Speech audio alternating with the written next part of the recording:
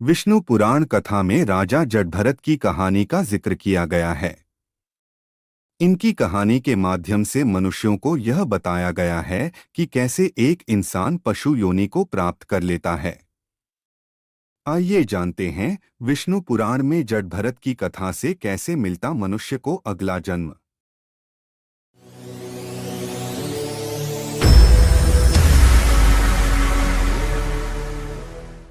राजा जटभरत की कथा है कि वह एक महान संत राजा थे।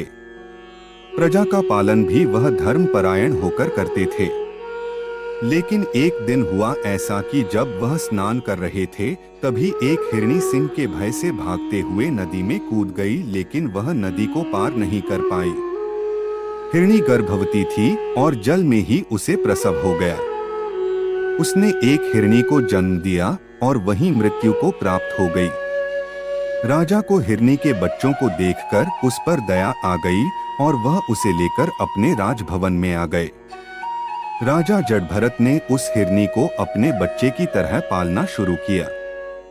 हिरनी भी राजा से बहुत स्नेह करने लगी थी और राजा के आगे पीछे खेलती रहती, जिसे देखकर राजा जटभरत आनंदित होते रहते। राजा का मोह हिरनी के बच्चे से बढ़ता चला गया और धीरे धीरे वह बूढ़े होकर मृत्यु को प्राप्त हो गए। लेकिन मृत्यु के समय भी उस हिरनी से उनका मोह समाप्त नहीं हुआ, वह उसी के बारे में सोचते रहे। परिणाम यह हुआ कि उन्हें मनुष्य योनि से एक पशु योनि में जाना पड़ा और वह स्वयं उस हिरनी की गर्भ में आ गए और हिरण के रूप में उनका अगला जन्म हुआ।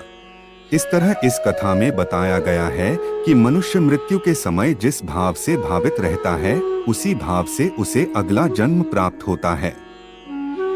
गीता में भी कहा गया है कि मृत्यु काल में भगवान में जिनका मन लगा रहता है वही मोक्ष को पाता है, लेकिन यह बहुत ही कठिन है, क्योंकि जीवन भर जिस भाव से मनुष्य भावित रहता है वही भाव मृत्यु के समय उसके मन पर हावी रहता है। मनुष्य अपनी कामनाओं और परिवार के मोह से जल्दी निकल नहीं पाता है। गरुड़ पुराण में कर्मों की प्रधानता बताई गई है, जिसके अनुसार मनुष्य जैसा कर्म करता है उसी के अनुसार उसे अगला जन्म मिलता है। इसलिए कर्म और कामना इन दोनों को ही मनुष्य के अगले जन्म का कारण माना जाता है। ऐसे ही और वीडियो देखने के लिए हमारे चैनल को सब्सक्राइब करें।